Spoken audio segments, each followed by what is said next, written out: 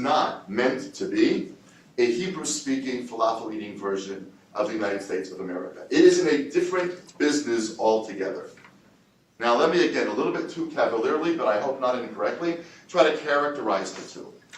And I'll do it by saying the following. If in 50 years, the United States is predominantly Hispanic, or predominantly Asian, either one of which I suppose is possible, and therefore Congress is mostly Hispanic, or Congress is mostly Asian, and Americans elect a Hispanic president or an Asian president, is that a success or a failure of American democracy? Now, to me, it seems patently obvious that it's a success of American democracy, just as I believe that the election and inauguration of an African-American president, whatever one thinks about his politics, is completely irrelevant. The fact that he could take the oath of office overlooking the spot on the mall where, not that long ago, relatively speaking, African-Americans were bought and sold in cages, literally on that spot. That's a pretty extraordinary accomplishment for American democracy. Whether you love the presidency, you hate the presidency, or fall somewhere in the middle, is to me completely irrelevant.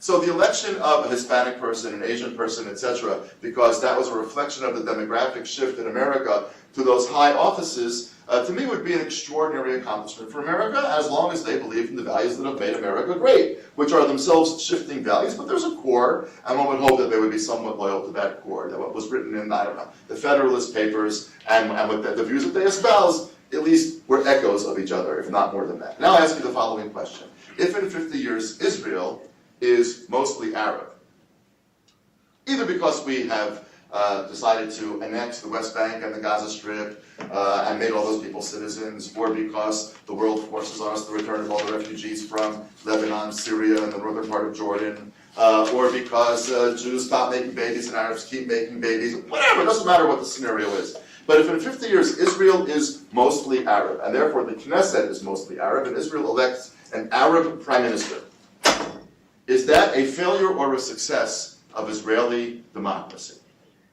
That's a much more complicated question. It is, I would suggest, again, doing this much less Socratically than would really be fun to do. To me, it seems that it would be a success of the technicalities of Israeli democracy. There's no question.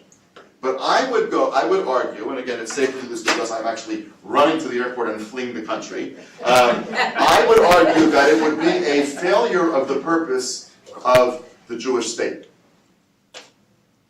And that mere fact, if you buy that, in other words, if you buy the idea that in 50 years, a plurality of the 120 members of the Knesset being Arab, I don't care if they're Muslim, Christian, or anything, it's not a religious issue at all, being Arabs, and the prime minister being Arab, and all of the implications of that, legislatively and so on and so forth, if you buy the idea that it's a technical victory for Israeli democracy, but somehow a violation of some instinctive sense we have about what we're trying to create, that discomfort that you're feeling with whatever I just said points to, it seems to me, part of the reason that I think we have to understand that Israel and America are in very different businesses. Let me try to push it one step further. I would make the following claim.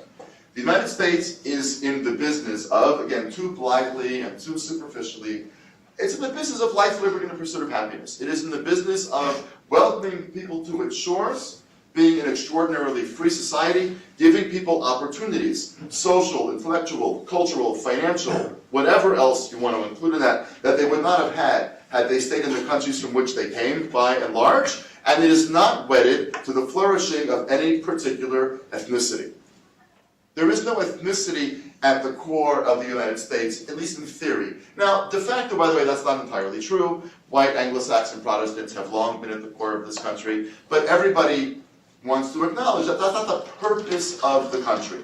And when somebody like Dennis Terry, who, if you don't know who he is, don't do it now, even those of you who are here with laptop or iPad equipped, but go home tonight and on YouTube, search for Dennis Terry, 2 N's, 2 R's, introduces Rick Santorum.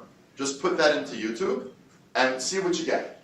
A 3 or 4 minute speech introducing Rick Santorum earlier this week, or last week, from which Rick Santorum, by the way, has not disassociated himself in any way whatsoever, and your blood will boil, and so you will see that we are also internally conflicted here about to what extent Christianity is core and white Anglo-Saxon Protestants are core, etc., etc. But fundamentally, again, because it's more complicated than that, and Samuel Huntington has written about this extensively in his book, Who Are We? And all sorts of things like that. But basically, I want to make the claim, the United States is not in the business of promoting the flourishing of a particular ethnicity.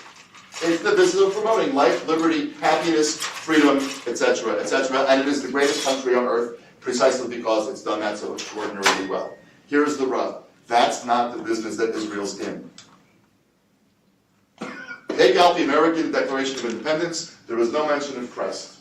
There's no mention of Jesus. There's no mention of Christianity.